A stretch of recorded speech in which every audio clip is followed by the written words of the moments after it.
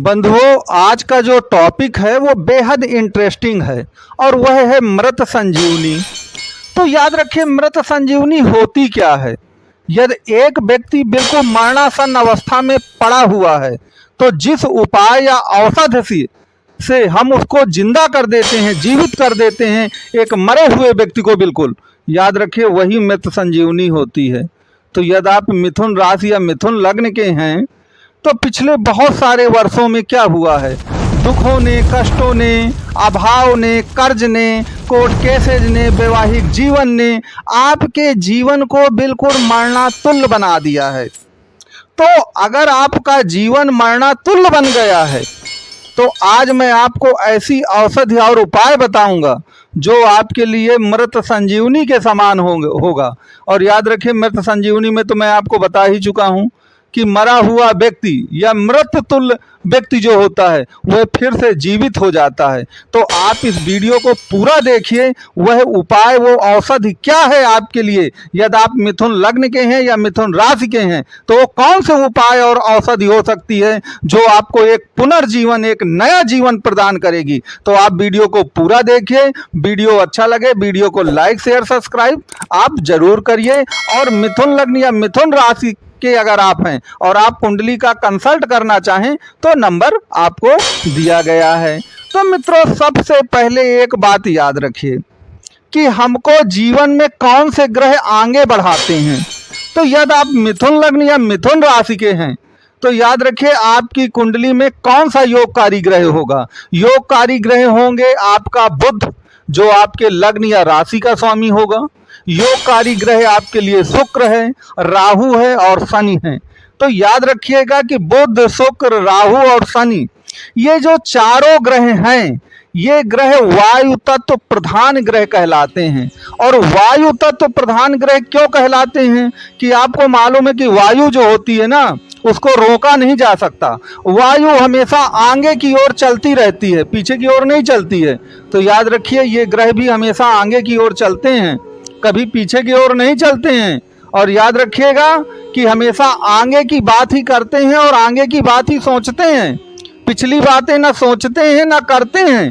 तो यदि आप मिथुन राशि और मिथुन लग्न के हैं तो एक बात याद रखिएगा कि अगर आपने सभी प्रकार की होप खो दी, एम्बिशन खो दिया और आप फिर वही पुरानी ढाक की तीन बातें करने लगे कि भाई ये तो किस्मत में लिखा था, ये तो पूर्व जन्म के कर्मों का प्रतिफल है, ये तो ऐसा है, भगवान जैसा रखेगा हम वैसे रहे आएंगे, अगर इस तरह की निराशावादी बातें आपने की तो याद रखिए ये ग्रह आपसे दूर हो जाएंगे। क्योंकि ये ग्रह जो होते हैं वायु तत्व प्रधान ग्रह होते हैं, बुध, शुक्र, शनि और राहु। और याद रखिए आगे की ओर देखते हैं।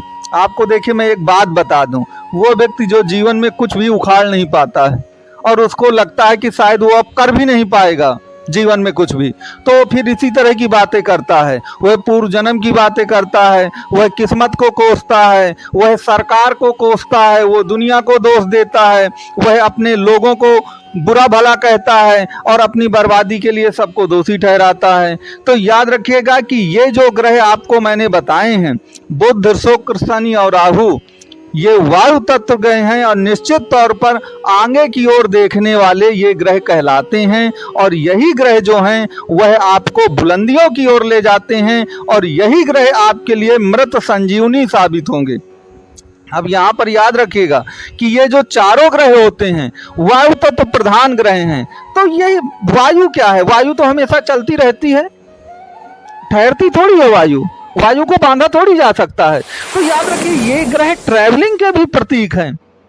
तो याद रखिए अगर आप मिथुन लग्न या मिथुन राशि के हैं तो ना तो आपको पुरानी बातें बहुत ज़्यादा दोहरानी हैं, दूसरों को दोष देना है और एक ही जगह टिक के नहीं रहना है।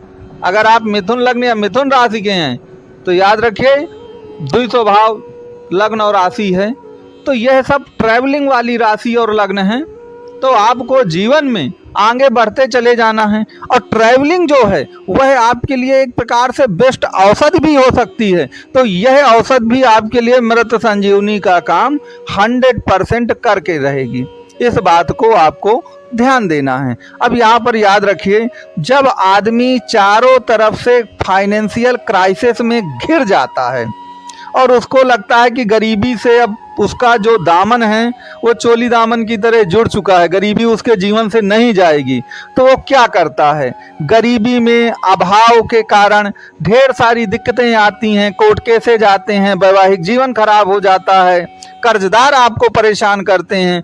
तो वह सभी प्रकार की होप जो है खो देता है और उसको लगता है कि जीवन नरकमयी है। तो कहने का तात्पर्य मेरे ये है कि अगर आप सभी होप खो देंगे तो आप याद रखिए, होप का देवता कौन होता है कुंडली में?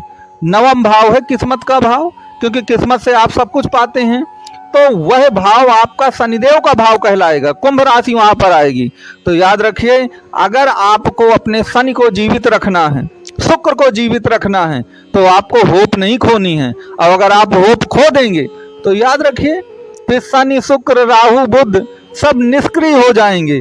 और याद रखिए फिर आपको कोई बचाने नहीं आएगा। क्योंकि आप मिथुन लग्न और मिथुन राशि के व्यक्ति हैं, तो आपके जो पक्ष में जो ग्रह हैं वो बुध शुक्र शनि राहु ही हैं। जब ये ग्रह एक प्रकार से निष्क्रिय हो जाएंगे, इनएक्टिव हो जाएंगे, आपके पक्ष में नहीं रह जाएंगे, तो आपको बचाने भी कोई नहीं आएगा। तो इस औषधि को ध्यान दीजिएगा जो मैंने आपको बताया है। इन औषधियों को अगर आप रखेंगे तो यही आपके लिए मृत संजीवनी साबित होगी। इस बात को आपको याद रखना चाहिए। अब एक चीज याद रखिएगा, कोई भी व्यक्ति अपने नेचर को, स्वभाव को नहीं बदल पाता है। तो मिथुन लग्न और मिथुन राशि के लोगों का नेचर स्वभाव कैसा होता है? हम तो खूब सुनते हैं कि बड़े चंचल होते हैं, बहुत भौतिकवादी होते हैं ये लोग, ठीक है, बहुत ही आधुनिकता और एक प्रकार से लग्जीरियस लाइफ को पाने के लिए हमेशा डटे रहते हैं। ऐसा ही तो स्वभाव होता है ना इन मिथुन लग्न या मिथुन राशि के लोगों का।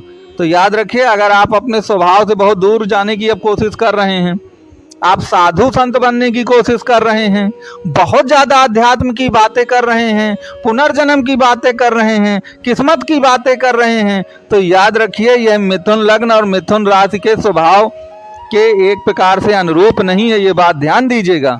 और अगर आप मिथुन लग्न और मिथुन राशि के स्वभाव के विपरीत जाके काम करेंगे तो फिर याद रखिए आपके लिए मृत संजीवनी काम नहीं आएगी।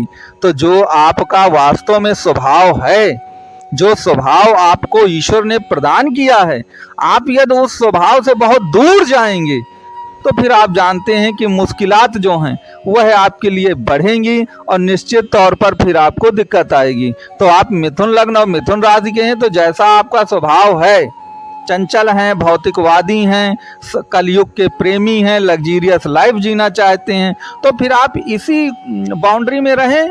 आप फिर वो पूर्व जन्म और साधु संत और अध्यात्म और किस्मत, अगर आप ऐसी बातें करेंगे तो आप फिर मिथुन लग्न और मिथुन राशि से विपरीत जा रहे हैं। अब विपरीत जाएंगे तो निश्चित तौर पर आपको कोई लाभ नहीं मिलेगा। तो मित्रों, मैंने आपको कुछ संजीवनी आपके लिए बताई हैं कि इन नियमों को, इन उपायों को, इन औषधियों को आप फॉलो करिए, देखिएगा आपकी सारी पीड़ा पूरी तरह से खत्म हो जाएगी। अब इसके लिए देखिए, कुंडली का विश्लेषण बहुत जरूरी होता है कि आपकी कुंडली में बुध शुक्र शनि राहु की क्या पोजीशन है, और ये तभी पता चलेगा जब आपकी कुंडली देखी जाएगी। तो आपकी कुंडली से हमको ये सब पता चलेगा। तो आप कुंडली का विश्लेषण करना चाहें तो नंबर दिया गया है, आप इस पर विश्लेषण करा सकते हैं। धन्यवाद।